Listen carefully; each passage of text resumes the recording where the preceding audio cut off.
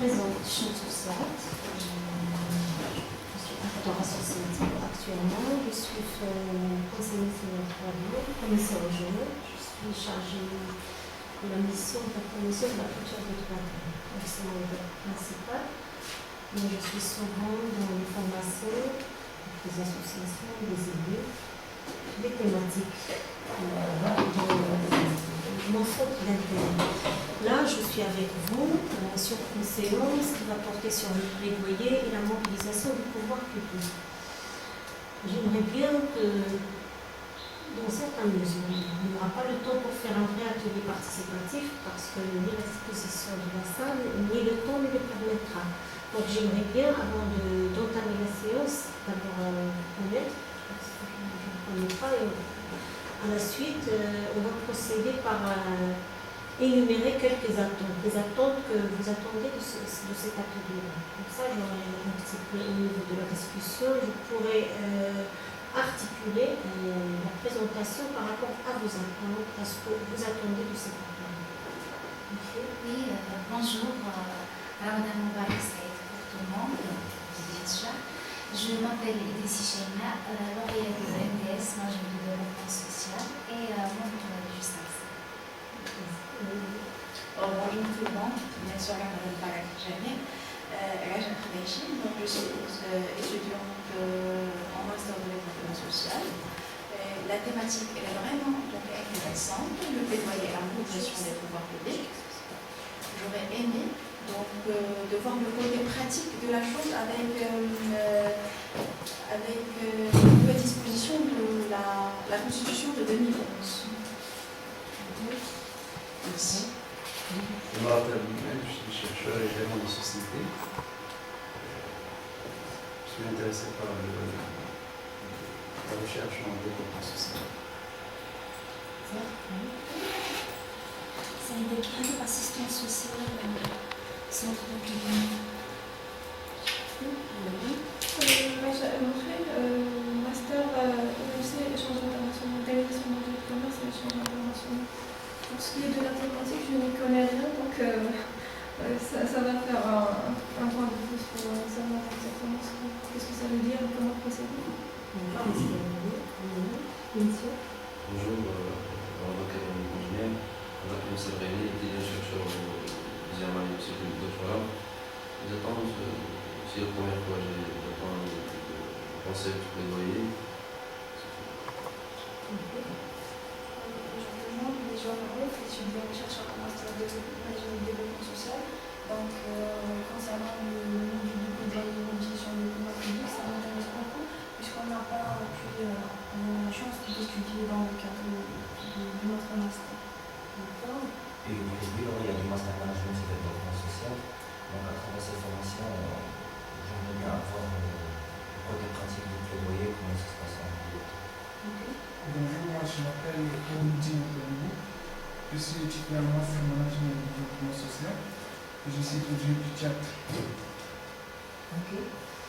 Donc, les attentes se résument pour voir la possibilité d'apprendre plus sur le côté pratique. C'est ce que je vais essayer de faire. Ça ne serait pas évident parce que travailler sur le côté pratique, ça suppose travailler sur une problématique bien déterminée, passer à des exercices, donc passer vraiment à une pratique, un montage de projet qui se focalise sur une problématique qui peut faire l'affaire d'un plaidoyer. On n'aura pas le temps, mais on va, à chaque fois que ça serait possible, je lancerai des cas, je lancerai un petit exercice qu'on travaillera ensemble, mais je vais faire des mises au point sur la terminologie, qu'est-ce que c'est que le plaidoyer, qu'est-ce que c'est que la mobilisation, quelle relation entre plaidoyer et mobilisation. On va voir le plaidoyer et le lobbying parce que vous avez, je suis sûre que vous avez un tas de connaissances, mais il reste des mises au point à faire et des articulations pour pouvoir travailler avec la démarche plaidoyer et mobilisation. Donc, quel est l'intérêt? Pourquoi? Oui, bonjour. l'actualisation du plaidoyer. Vous avez parlé du plaidoyer et vous avez fait référence à la Constitution 2011.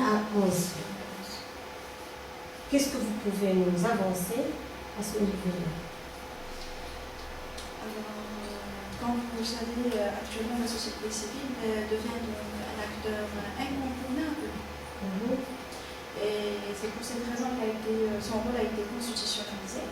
Donc, pour que cette société civile puisse être efficace et efficiente, elle a besoin donc de tas de choses, à savoir le plaidoyer, à savoir les pétitions populaires. Donc, c'est en quelque sorte les moyens pour qu'elle puisse être mobilisée pour faire face au pouvoir public. Oui, justement, c'est le contexte de la Constitution 2011 nous offre un climat très favorable pour être dans le plaidoyer, pour être dans la mobilisation, pour être acteur de la prise de décision, être dans le processus de prise de décision, pouvoir influencer la prise de décision. En parallèle, on a la charte communale, le PCD, le plan communal de développement. Il est basé sur le plan communal de développement. C'est une façon de faire le plaidoyer. Tas de documents qui nous permettent de travailler avec tout le jargon plaidoyer et mobilisation. Ça devient incontournable. On ne peut pas être dans la décision, on ne peut pas être seul dans la décision. C'est une décision qui doit être concertée, participative, d'où l'importance de module, de la séance sur le plaidoyer et la mobilisation. Plaidoyer et la mobilisation, un petit plan à proposer. On va parler de la mobilisation sociale, de l'action de plaidoyer et de la mobilisation politique. Il n'y a pas de front, il n'y a pas de ligne qui sépare une étape de l'autre ou une partie du plan de l'autre. Il y a une interaction entre les trois étapes. C'est ce qu'on va voir par la suite. Comment ils sont en chevauchement, comment ils sont en interaction. Donc, mobilisation sociale, on va voir les concepts de base. Définition, objectif, principe, population concernée et les étapes. Et à travers le plan, chaque fois, si vous avez des questions, s'il y a des choses qui vous interpellent, n'hésitez pas à poser-les et on va les discuter. La mobilisation sociale, on va voir un petit peu côté définition, qu'est-ce qu'on peut mettre en définition. Les objectifs, pourquoi la mobilisation sociale, qu'est-ce qu'il vise, qu'est-ce qu'on attend derrière la mobilisation sociale, les principes de la mobilisation sociale, les populations concernées, les étapes pour pouvoir effectuer la mobilisation sociale, pour pouvoir réussir à entamer la mobilisation sociale. La mobilisation sociale, une petite définition. La mobilisation désigne une coordination des activités des membres d'un groupe souhaitant défendre ses intérêts. Se mobiliser, c'est associer ses capacités et son énergie à celles d'autres personnes en vue d'obtenir un résultat positif. Donc la définition, elle reflète le fait qu'on est dans une dynamique de groupe, qu'il y a des activités, qu'il y a une coordination, qu'il y a des intérêts à défendre. Donc ce sont les mots clés, la coordination, un groupe, des intérêts communs, justement c'est le groupe qui a des intérêts communs, qui partage des intérêts, qui veut arriver à réaliser ses intérêts, qui défend ses intérêts à travers une mobilisation. Cette mobilisation concerne à quoi? À programmer, à planifier, à mettre en œuvre des activités qui nous permettent, des activités qui sont en coordination, qui sont en cohérence. L'ensemble des activités doit être en cohérence pour pouvoir par la suite arriver à défendre les intérêts de ce groupe-là. C'est en parallèle, le mot lui-même le reflète, c'est se mobiliser, c'est associer ses capacités et son énergie à celles d'autres personnes en vue d'obtenir un résultat positif. C'est-à-dire qu'un acteur seul ne peut pas, un individu seul dans un groupe, il ne peut pas réaliser ses ses intérêts, il ne peut pas défendre ses intérêts s'il n'est pas dans un groupe, s'il n'est pas dans des coalitions. Donc, oui. C'est en quelque sorte c'est la création de synergies pour atteindre les objectifs. Exactement, exactement. C'est la création des synergies. Parfois, on dit c'est la convergence de plusieurs synergies pour pouvoir atteindre les intérêts de ce groupe-là qu'on va défendre. Mobilisation sociale, c'est une prise de conscience, si on essaye de s'étaler plus sur la notion de mobilisation sociale, c'est une prise de conscience d'un problème dans la sphère publique et l'action qui en découle, à savoir l'organisation d'une stratégie afin d'agir face à ce problème. Donc au niveau de la sphère publique, les populations, ils font face à plusieurs problèmes. Ils ont plusieurs intérêts à défendre. Ils ne sont pas toujours écoutés, leur intérêt n'est pas toujours reflété par les politiques publiques locales ou les politiques publiques nationales. C'est pour ça qu'ils sont dans une logique de s'organiser pour pouvoir être un interlocuteur fort en face des politiques publiques locales ou des politiques publiques nationales. On va voir par la suite la différence. Oui. Excusez-moi de vous interrompre. Par rapport à la mobilisation sociale, est-ce que le problème qui interpelle les populations est toujours d'ordre social, ou bien il peut prendre autre forme, à savoir l'économie ou bien le politique? Oui, bien sûr, il peut prendre d'autres formes d'économie. L'essentiel que ce soit un intérêt qui est partagé. Qui fédère ces populations. Oui, c'est un intérêt qui est partagé entre la population, qui est commun à cette population. Par exemple, lorsqu'on est dans la logique de défendre la représentativité politique des femmes, c'est un intérêt qui concerne un groupe lorsqu'on est par exemple dans le groupe des handicaps, lorsqu'on est par exemple avec le plaidoyer dans la stratégie de VIH-Sida. Donc ce sont des groupes qui ont des intérêts communs, ce sont des groupes qui sont dans la sphère publique et qui ont des intérêts communs, et pour pouvoir réaliser ces intérêts, pour pouvoir défendre leurs intérêts, pour que les politiques publiques, que ce soit locales ou nationales, prennent en considération leurs intérêts, c'est-à-dire qu'il y ait des budgets qui peuvent répondre à leurs intérêts, nécessairement, il doit y avoir d'abord une prise de conscience du problème qui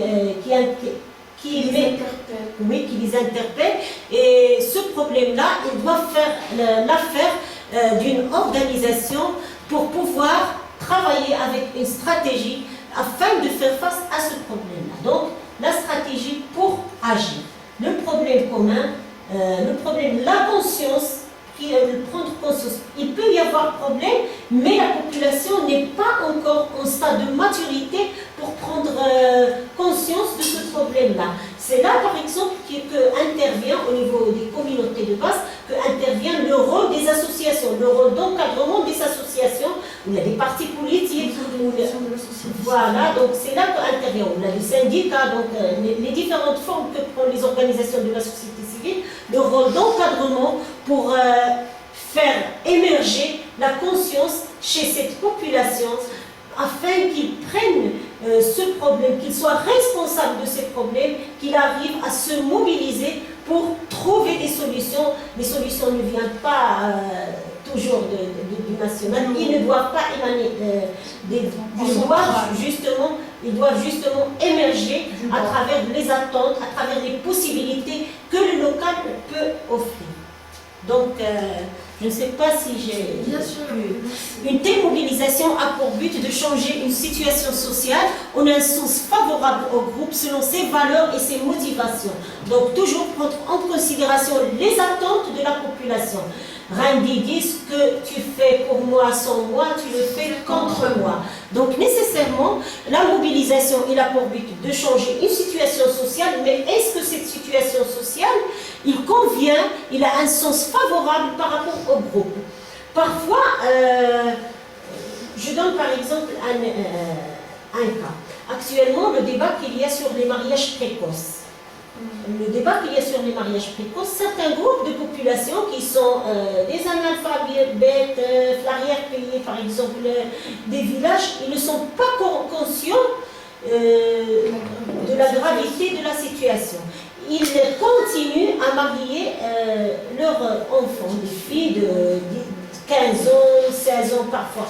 Donc là, c'est vrai que c'est un intérêt, que c'est un acte qui est contraire à l'intérêt de ces filles, mais la prise de conscience, il n'est pas encore là. Donc d'où nécessairement, il y aurait une loi qui va interdire ça, mais en parallèle, un accompagnement de cette population, justement, c'est un accompagnement qui peut prendre plusieurs formes. Il doit commencer nécessairement par la sensibilisation pour qu'il y ait une prise de conscience du problème et que la population adhère à des solutions qui peuvent résoudre la gravité que pose la situation des mariages précoces. Donc nécessairement, la population, il doit être impliquée. Les attentes, s'il n'a pas encore des attentes, comment on doit travailler pour lui présenter, pour qu'il incarne, pour qu'il conçoit la gravité de la situation et rentre dans la logique de trouver une solution ou d'accepter la solution qui est proposée par la loi. La mobilisation sociale, elle a des objectifs. Les objectifs, c'est sensibiliser les individus et les organisations à l'existence d'un problème ou d'une situation à améliorer. Donc nécessairement, la mobilisation, le premier objectif, c'est de sensibiliser. Parce que parfois, il y a problème, comme on vient de dire, mais on ne se rend pas compte. La population, il n'a pas les outils, il n'a pas la capacité, il n'est pas encore capable, apte à prendre en considération, à concevoir la gravité de la situation, donc la sensibilisation, inciter à agir et à se mobiliser, à mobiliser leurs moyens propres pour y remédier.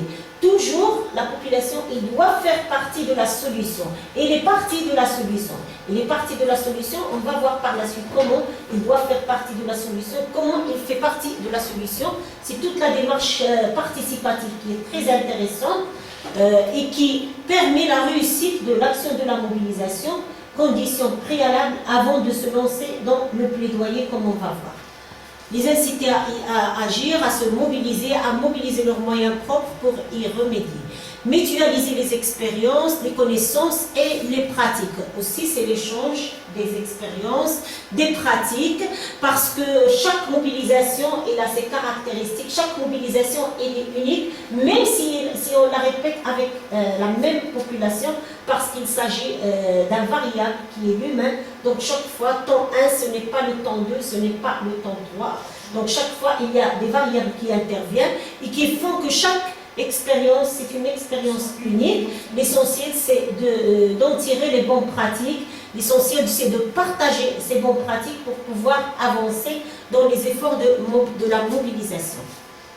Est-ce que jusque-là, si vous avez des questions, si vous avez les objectifs, toujours les objectifs, réfléchir ensemble, donc il s'agit de travailler ensemble, d'être dans une dynamique qui intègre, ce n'est pas dans une dynamique qui est dictée, ou là dans une dynamique qui fait externaliser, mais c'est une dynamique qui intègre, c'est réfléchir ensemble à d'éventuelles solutions dans le cadre des réunions ou d'ateliers regroupant différentes composantes de la population. Élaborer une stratégie commune déclinée en activités. Les ateliers de concertation, les ateliers de consultation, ils permettent cette réflexion, ils permettent ce partage avec la population pour pouvoir avoir des conclusions, pour pouvoir avoir un ensemble d'informations qui permettra par la suite d'élaborer une stratégie qui serait commune. Cette stratégie, bien sûr, pour qu'il soit réalisable, pour qu'il puisse être opérationnel, il doit nécessairement se décliner en programmes, projets, activités qui sont réalisables. La mobilisation sociale, les principes de la mobilisation sociale. C'est la prise de conscience. La mobilisation sociale est une action ressentie par la base. Les populations doivent reconnaître le problème auquel ils sont confrontés, être convaincus de la nécessité de l'éradiquer. Donc les principes, parmi les premiers principes nécessaires, c'est la prise de conscience. Une population qui n'a pas la prise de conscience de ces problèmes ne peut pas être dans la démarche justement. Oui, il ne peut pas agir pour qu'il soit dans la démarche de plaidoyer, pour qu'il soit dans la démarche de demander, défendre ses intérêts. Il doit nécessairement être passé par le stade de la prise de conscience, et c'est un stade qui n'est pas facile, c'est un stade qui demande un travail au préalable qui doit être bien préparé pour pouvoir réussir cette prise de conscience chez la population. Oui, oui, c'est un processus, justement, c'est un processus continu. C'est un processus continu et qui est dans une succession logique des étapes pour pouvoir vraiment pour pouvoir réussir avec la population la question de la prise de conscience, élément préalable avant de passer par la suite à la dernière étape qu'on va voir, l'étape de l'appropriation. C'est l'auto-analyse, deuxième principe, auto-analyse. La mobilisation sociale est basée sur la réflexion et la concertation des acteurs. Il ne s'agit pas d'apporter des réponses stéréotypées et préconçues, mais au contraire faire en sorte que les idées et solutions résultent de la population elle-même. Là, c'est un principe aussi très important. L'auto-analyse, faire un diagnostic de l'existant, de ce qu'on a, nos forces, nos faiblesses, qu'est-ce qu'on peut imaginer, qu'est-ce qu'on peut apporter comme solution en partant de vécu, en partant des moyens que la politique publique peut mobiliser pour ce problème-là, en partant des connaissances de la population, de son savoir-faire, est-ce qu'on doit améliorer. Pour les acteurs aussi, c'est la même chose, comment ils doivent être dans la concertation avec la population pour être dans des solutions qui résultent de la population elle-même. Bien sûr, vous me diriez qu'il y a la population, il peut proposer tas de choses, mais toujours en travaillant avec la démarche participative, ça consiste à ça. En travaillant avec la population, on doit être clair, on doit être dans une démarche qui étale les solutions qui sont possibles, les moyens qu'on peut mobiliser pour ne pas semer une illusion qui n'est pas réalisable. Donc pour pouvoir converger avec la population vers une solution qui peut être réalisable, justement, qui peut être réalisable de la population elle-même. Oui, qui résulte de la éviter les population. rejets par la suite. Si vous voulez, c'est la contextualisation du problème. Oui. Alors c'est ce qui ne se réalise jamais au niveau de notre politique et projet de développement. C'est-à-dire, quand il y a un problème, on n'essaie pas de le résoudre sur la base de ce qu'on a, comme vous venez de le dire. On essaie toujours de prendre un modèle de l'extérieur pour l'appliquer sur une réalité qui est totalement différente. Ça c'est vrai, et c'est pourquoi de plus en plus on parle du local. C'est l'avantage du local, c'est l'avantage de la démarche participative, la démarche, l'approche genre, c'est l'avantage de la concertation, même au niveau de la démarche participative. Il peut être participatif, mais selon les niveaux de la participation. Quel niveau je veux faire de la participation? Est-ce que je veux information? Être dans la forme, voilà. Donc, être dans l'information. Est-ce que je veux être dans la consultation, dans la concertation, ou impliquer la population à travers le processus de prise de décision?